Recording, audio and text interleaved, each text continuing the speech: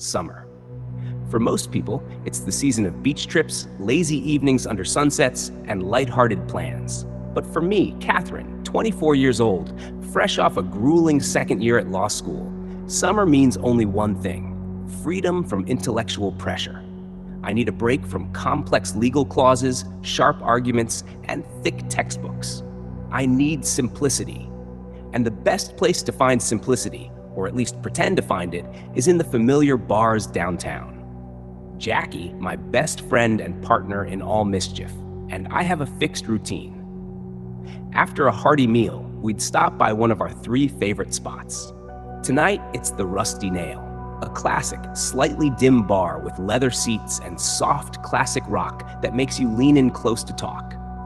Jackie, a radiant blonde with a sunlit smile and a practical view of everything, quickly found us a good seat.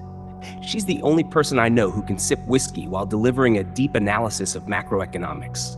"A glass of Chardonnay for me, Kathy," she ordered, brushing her hair back. "And you? Rum and Coke as usual?" "Of course," I winked. Rum and Coke, a simple drink, no sophistication required.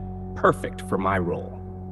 My habits didn't stop at drinks. It was a social experiment I invented to study human nature. When I'm not in law school, I'm someone entirely different. I often pretend to be naive or simple when talking to men at bars. It's an escape. All year, I have to be the sharpest, the smartest, the one who dissects logic and spots flaws in arguments. It's exhausting. So at the bar, I do the opposite. I intentionally ask silly questions, show a clear lack of understanding about basic topics. I'd say I'm majoring in general humanities instead of law. I'd pretend not to understand a complex word, even though I know its precise definition. I'd look at them with wide eyes, feigning amazement at their trivial knowledge. My goal isn't to deceive them in a malicious way. My goal is to observe their reactions. Type 1, the patronizer. He immediately switches to a condescending tone, eager to prove his superior intellect by oversimplifying everything, as if talking to a child. He sees me as an easy prop to inflate his ego. Type 2, the opportunist. He perceives my innocence as weakness or easy access. He intensifies his fake charm, convinced I'll be impressed by his hollow confidence. Type 3, the genuine. This one's rare. He'll simply smile or not even notice the simplicity. He'll talk normally, valuing personality over intellect or appearances. It's my small, harmless social study. It teaches me a lot about how men interact with women when they believe they hold the intellectual upper hand. Jackie knows my game well. "So which type are we hunting for tonight, Detective Holmes?" she asked in her Chardonnay. I shrugged, glancing around the bar that was starting to fill up. "Any type, as long as it's interesting. You know, a little material for the summer journal." "You're terrifying," Jackie laughed. "But I love that." Not long after we got our drinks, 2 guys approached our table. They were good-looking, neatly dressed, with a calm kind of confidence. Not too loud or crude, a good start. "Excuse me, is this seat taken?" one of them asked, a man with dark curly hair and a charming smile. "Not yet," Jackie replied, her eyes already lighting up. And that's when the game began. The 2 guys introduced themselves. The one with dark curly hair was named Sebastian. He had gray-blue eyes and a smile that made me tilt my head in subtle evaluation. The other, calmer in demeanor, was Luke. "I'm Sebastian, and this is Luke," Sebastian said. "We were looking for a spot away from the noisy crowd over there. You girls seemed more interesting." Jackie immediately seized the opportunity. "I'm Jackie, and this is Catherine. Nice to meet you both." We made some room, and they sat down. I instantly switched into observation and performance mode. At first, the conversation was fairly normal. Luke, who had a grounded and easygoing vibe, quickly clicked with Jackie. They started talking about football, a topic Jackie surprisingly knew a lot about, and they hit it off right away. Jackie, being her straightforward self, never joined my little game. She was just herself, smart, funny, and practical. That left Sebastian and me as a pair. Sebastian began with light questions. "So what brings you 2 here alone on a Friday night?" We're enjoying summer break, I replied, smiling with well-rehearsed innocence. I'm a college student. Just finished the school year. Nice, what do you study? He asked, his expression showing genuine curiosity. General humanities, I said. A safe, broad, and non-threatening major. Mostly reading and analyzing old stuff. Sebastian chuckled softly. Sounds a bit philosophical, I shrugged. Maybe. I'm not good with complicated logic. I like simpler things. That was the first bait. I waited. Would he assume I was shallow and change the subject to clothes or movies? Or would he start lecturing me on the deeper meaning of philosophy? Sebastian did neither. He nodded. I get that. Complexity can be exhausting sometimes. Exactly, I exclaimed, a bit surprised. I've been buried in hard stuff all year. Now I just want to relax. We moved on to talk about work. Sebastian said he worked in finance, which immediately triggered the patronizer archetype in my mind.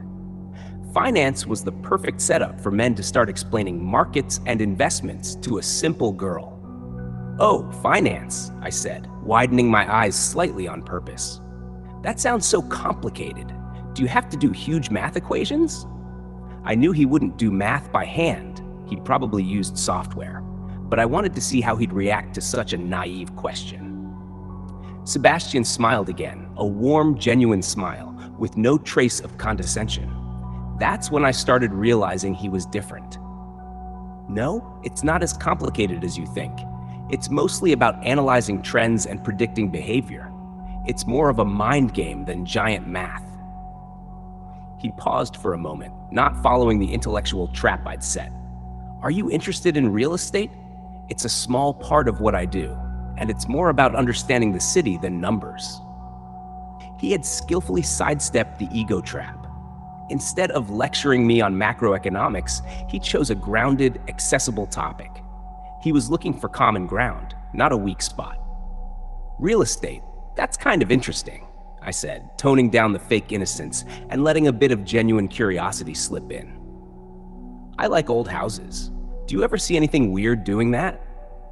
Our conversation flowed naturally. We talked about haunted houses in Spokane, clumsy jokes, and summer travel plans. Sebastian seemed normal, confident, and not suspicious at all. He didn't brag or try to impress me with money or intellect.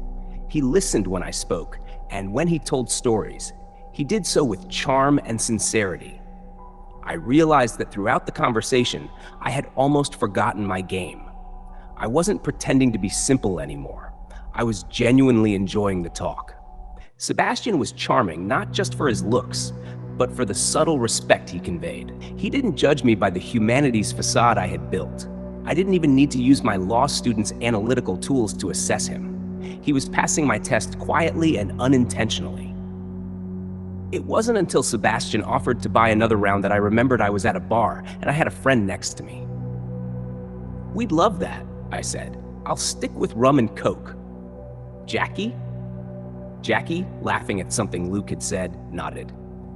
Same for me. Luke's telling a hilarious story. Sebastian stood up and I called out, 2 more rum and cokes, please. As Sebastian walked toward the bar, Jackie suddenly grabbed my arm. Restroom. Now, she said, her eyes sparkling with uncontrollable excitement. I raised an eyebrow. What's going on? I can't wait, Kathy, she whispered, pulling me up. I need to talk to you, urgently. I left Sebastian and Luke chatting happily and pulled Jackie through the noisy crowd toward the restroom. I was still confused by her sudden urgency. I was used to Jackie being calm, always one step ahead, always calculating.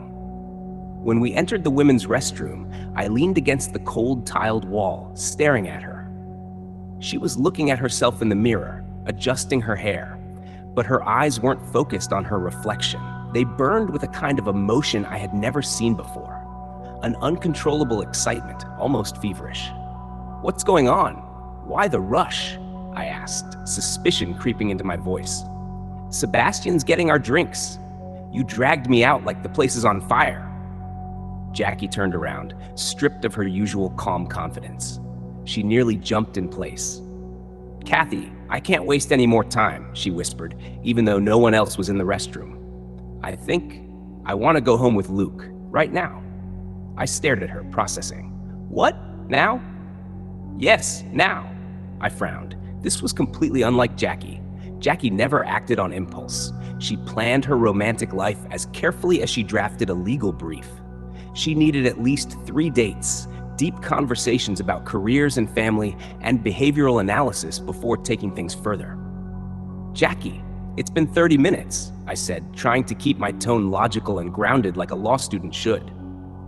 You just met him. He seems nice, sure, but you don't even know what he does for work, where he lives, or what kind of books he reads. I know. Jackie waved her hand, as if those social rules were minor obstacles she could easily step over. But I can't explain it, Kathy. There's something about Luke. She paused, then continued, her voice filled with a strange enchantment. He really gets me. When I talked about hating my part-time job at the clothing store, his eyes didn't pity me. They understood. And he's funny. And so handsome, right? Handsome, definitely, I admitted. But you know I hate impulsive decisions, Jackie. You're usually the one telling me to slow down. What changed? I don't know, she said, shrugging, though it didn't convince me. I just feel it, a strong connection. He mentioned somewhere quieter to talk, and I think that was a sign. I have to take it. I started feeling uneasy, not jealousy. Sebastian had passed my test quite well, and I'd been enjoying our conversation. But something felt off. Like when you're reading a contract and everything seems fine, yet one vague clause makes you frown. Are you sure you're thinking clearly? I asked bluntly. How many glasses of Chardonnay have you had? 2, and they haven't affected me, she protested. This isn't the wine, Kathy. This is intuition. Intuition? I laughed. Your intuition usually means stalking their social media before dating, not deciding to go home with them after 30 minutes. I began pacing the restroom, trying to piece together the logic Jackie had thrown out the window. The unusual urgency, Jackie's sudden mood and behavioral shift were too abrupt, with no warning. She never rushed home with anyone, especially not on a first encounter. The unconvincing reason, she spoke of a strong connection and understanding, vague phrases, not the specific, grounded reasoning Jackie usually relied on. The pair factor, Sebastian and Luke came together. If Jackie left, I'd be alone with Sebastian. Not ideal, even if he seemed charming. Or Luke would wait for Sebastian, complicating Jackie's plan. So what's your plan? I asked, my tone shifting from confused to cautious. You're just gonna leave me here with Sebastian? He's literally getting our drinks. I'll handle it, Jackie said quickly. I'll tell Luke I'm not feeling well and need to go home right now. He can come with me. Or I'll tell him you're coming with me, and then I'll lie once we're out of the bar. Perfect. Terrible plan, I said, shaking my head. That'll ruin everything. Sebastian will come back with 2 rum and cokes and we'll be gone. It's rude and suspicious. Then you drink both, Jackie insisted. I don't care. I just need to leave, Kathy. Don't you get it? I have to go. I can't miss this chance. She stepped closer, gripping my shoulders. Her face wasn't joyful anymore. It was pleading, serious. You stay here. Drink yours and mine. Enjoy your talk with Sebastian. He really likes you. You can say you felt tipsy and ordered an Uber home. I looked into her eyes, and for a moment I saw something different. Not drunkenness or typical attraction. It was more like compulsion, as if something was pulling her. I'm not going anywhere until I know what's going on, I said firmly. I was no longer the simple humanities girl. I was a law student searching for truth. I'm not letting you go home with a stranger you've known for 30 minutes. Either I go with you, or you tell me the real reason behind this sudden decision. I had officially entered high alert. I knew something was wrong. Something had triggered this abrupt change in Jackie. And it wasn't mere attraction.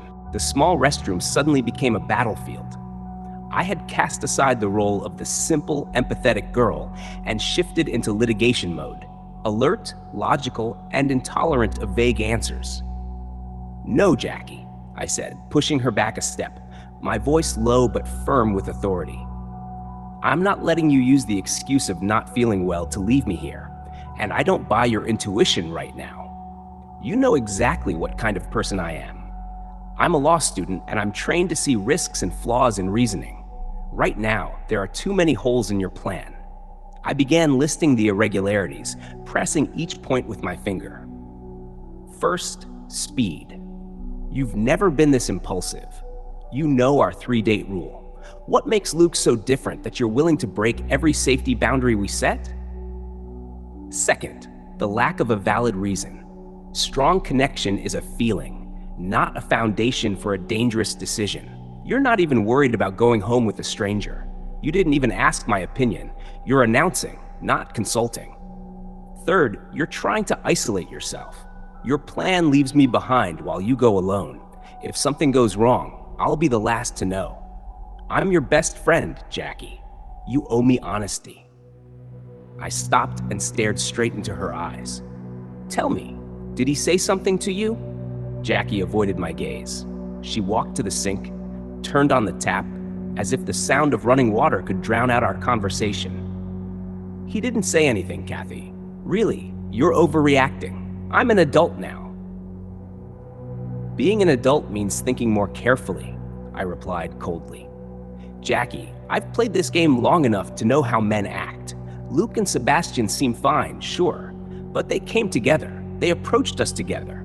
If one leaves suddenly, how will the other react? It creates an awkward situation, and I don't like awkward situations. I realized something important during our talk with the two guys. Luke and Sebastian hadn't shown any obvious red flags. They weren't pushy with drinks, didn't pressure us, didn't say crude things. They were too normal. And to me, the one trained to spot red flags early, perfect normality was the biggest red flag of all. Did he pressure you? I asked, my voice trembling slightly. Did he threaten you? Did he slip something into your drink? Jackie turned around, her face showing irritation. No, stop with your conspiracy theories. I drank Chardonnay. I can handle myself. She sighed, trying to regain her composure. But I saw the flicker of doubt in her eyes. Fine, she said quietly, almost whispering. He just said one thing, one single thing when you were talking with Sebastian, and I happened to look at him. I stepped closer, waiting. What did he say? He said, Jackie hesitated. He said, if you were my girl, we wouldn't be wasting time here. I don't like waiting, and I know you don't either. I froze. That sentence, while sounding like confident flirting, carried an undertone of dominance, almost a command. And that's why you suddenly want to leave? I asked, incredulous. He said it in a charming way, Kathy, Jackie argued. It wasn't a threat. It was honesty. He knows what he wants, and I know what I want. I don't want him to lose interest because I'm being slow. Jackie, I said, shaking my head firmly. That's not honesty. That's manipulation. He's setting a pace he controls. He's sending a message that your value depends on how quickly you satisfy his desires. And the worst part is, you're following it. Then a horrifying realization hit me. I had been so focused on Sebastian and my own little psychological game that I had completely failed to protect my best friend. I'd forgotten why I played the naive act in the first place, to protect myself from manipulators. Look at me, I said, placing both hands on Jackie's cheeks, forcing her to meet my eyes. I'm the one who taught you to spot these signs. You know this is how predators start, by creating urgency, removing time and safety, and isolating their target from support systems. I'm your support system. I took a deep breath. Sebastian and Luke, they might be ordinary guys, or they might be a planned pair, one charming, one applying pressure. Either way, we're not giving them that chance. But our drinks, Jackie whispered, torn between Luke's pull and my warning. I glanced toward the restroom door. Forget them.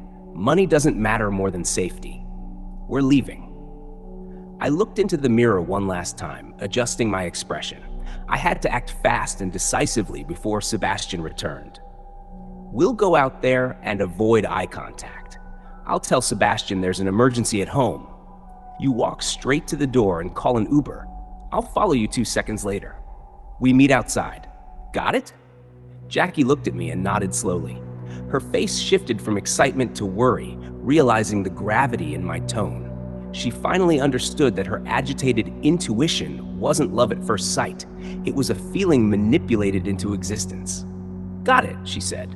I'm sorry, Kathy. It's okay, I said, gently pushing her toward the door. Now move. We left the restroom, two girls in two opposite states of emotion. Jackie, though convinced by the truth, was still dazed and disoriented. I, Catherine, was completely focused on one mission: escape, discreetly and swiftly. We headed straight for the bar area. I spotted Sebastian standing there, his back to us, receiving 2 rum and cokes from the bartender. Luke leaned casually against the table, calm-faced, but his eyes scanned the crowd and locked onto us instantly. I could feel him assessing our delay. I gripped Jackie's hand tightly. Walk straight. Don't look at him. You go first. Call the Uber the moment you're outside. Jackie nodded, her face pale. We reached the table. Sebastian turned, smiling, holding both drinks. Welcome back. Your drinks are here. I ordered Jackie's for her. I looked at the 2 glasses, mine and Jackie's. They looked normal. A thought flashed through my mind. If Sebastian had gone to get the drinks, who had been watching Luke while Jackie was in the restroom? Who could guarantee Luke hadn't done something to my drink while I was gone? This was the time to act, not analyze. Hi, Sebastian, I said, keeping my tone calm, my expression neutral. I forced a polite smile. Unfortunately, we have to leave right away. There's an emergency at home. What? An emergency?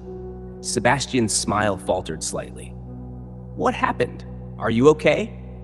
I quickly placed a hand on Jackie's shoulder, as if she were the one in trouble. Jackie suddenly doesn't feel well. She needs to go home right now. Maybe it's the food or something. I need to take her. I used Jackie as my shield, both literally and metaphorically, the excuse that would get us out. Luke, beside him, was the only one who looked directly at me.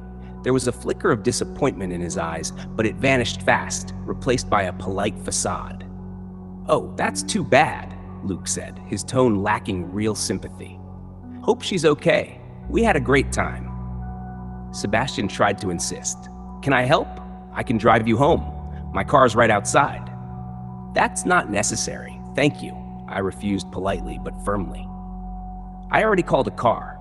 Thanks for the drinks, but we really have to go. Have a good evening. I didn't even give Sebastian the chance to set the glasses down. I gently pushed Jackie forward, steering her through the crowd swaying to the music. The tension peaked as we passed them. Jackie was a step ahead of me, walking straight. I kept my gaze fixed forward, but I could feel Luke's and Sebastian's eyes burning into our backs. I heard them whisper something, but I didn't turn around. I wouldn't give them any sign that I was nervous or rushing. We pushed through the front door of the Rusty Nail, an act that, in my mind, felt like crossing an international border between safety and danger. On the sidewalk, Jackie immediately pulled out her phone, hands trembling, and opened the Uber app. Hurry, I urged. We shouldn't stand here. We didn't go far. We stayed under a streetlight, near a small group of people waiting for rides or friends. I wanted us to be visible, in public, where help could be called easily if anything happened. About a minute later, a minute that dragged painfully long, the bar door opened again. Sebastian and Luke stepped out. They didn't look like 2 men continuing their night or waiting for friends. They looked straight at us. The polite expressions from earlier were gone. Their faces were now sharp, cold, almost angry. Sebastian's eyes locked on me, the look I hadn't seen when I was playing the simple girl. It was probing, analytical, as if he were trying to decode. Why did you do this? What do you know? Luke didn't bother hiding his irritation. His brows furrowed, and I saw him say something to Sebastian. No more charm, no more pretense. They're coming, Jackie whispered, gripping my hand. Stay calm, I said, pulling out my phone, thumb ready to dial 911 if needed. We're in public. The car's almost here. The 2 men began walking toward us, but not directly. They weaved through the small crowd, slowly closing the distance. Just then, a white Toyota screeched to a stop in front of us. The Uber. Go! I shoved Jackie into the back seat and slid in after her. Before the driver could even ask where to, I shouted, "Drive! Go now!" The driver, startled, hit the gas immediately. As the car moved forward, I glanced out the rear window. Luke and Sebastian had stopped at the curb. They didn't chase us, but they stood there, staring at our car until it turned the corner. That final look was burned into my mind. Plans interrupted, replaced by cold anger. When the car was finally a safe distance away, Jackie broke down crying. Not from fear, but from anger and shame toward herself. "I'm sorry, Kathy. Thank you," she sobbed. You were right. You were right about everything. I was manipulated. I didn't see any of it." I held her, feeling the tension finally leave my body. "It's okay, Jack. I saw it, and we got out. This is why I play that game. Not to act clever, but to recognize predators who aren't simple." I looked into the rearview mirror and saw my own exhausted face staring back. I had passed the hardest test yet. I'd realized that in the game of intellect, sometimes the most dangerous men aren't the boastful ones, but the perfect ones. The ones who pass all the small tests with calculated charm only to issue cold commands once control is in their hands. And I knew my summer vacation had just ended. The simple girl act was over. It was time to return to being Catherine, the law student, sharp, cautious, and always ready to uncover the hidden clauses in life's contracts. Tonight's story ends here. If you have a real horror story, send it to Dark Whispers Audio. Let's share the fear together. Don't forget to subscribe and turn on the bell, because the next whisper might come sooner than you think.